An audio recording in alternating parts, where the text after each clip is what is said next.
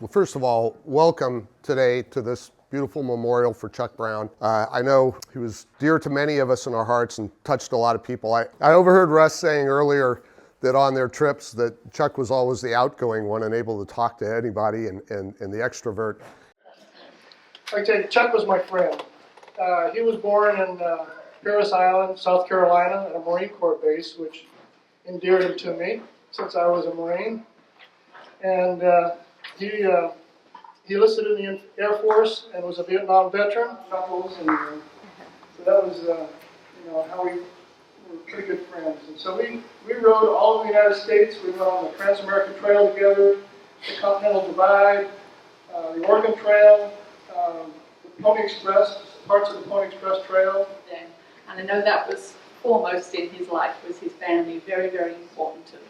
The tail end of a shop ride up in the Marin, and we're having our last coffee, and I'll be darned if Chuck doesn't adopt this 22-year-old girl from Wisconsin or Minnesota, wherever, right?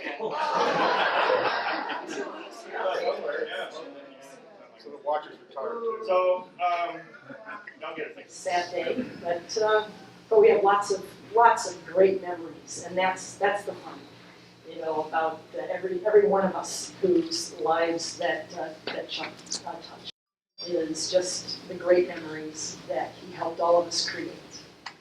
His job was to keep people safe and keep me sane, and he did a wonderful job of that. So that was the beginning of a friendship that took us on many rides together, both business and pleasure.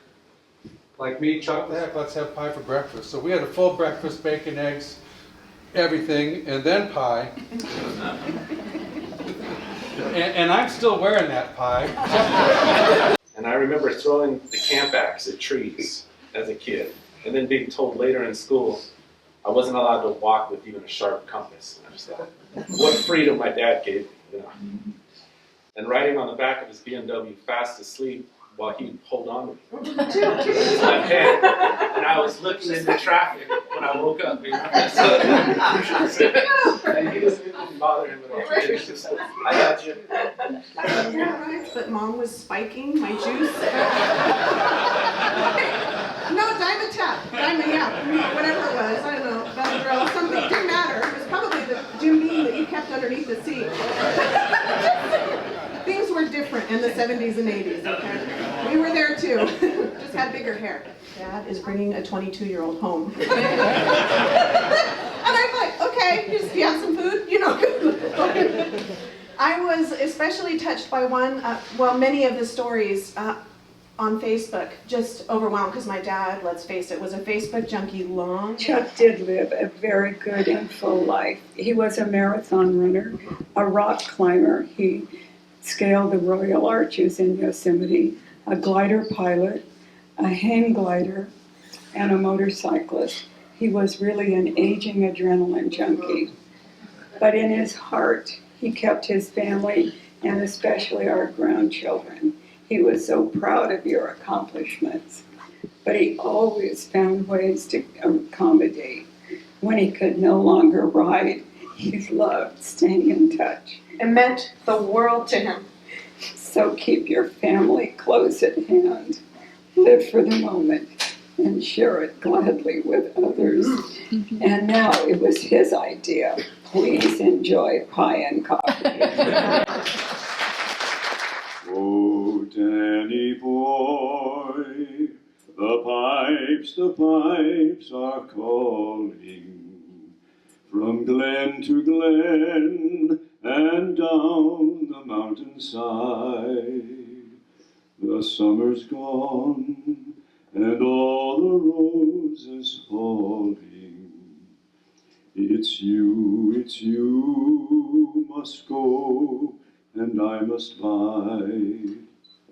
But come ye back when summer's in the meadow, or when the valley's hushed and white with flow.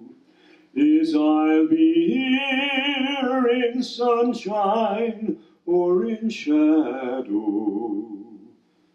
Oh, Danny boy, Oh, Daddy boy, I love you so.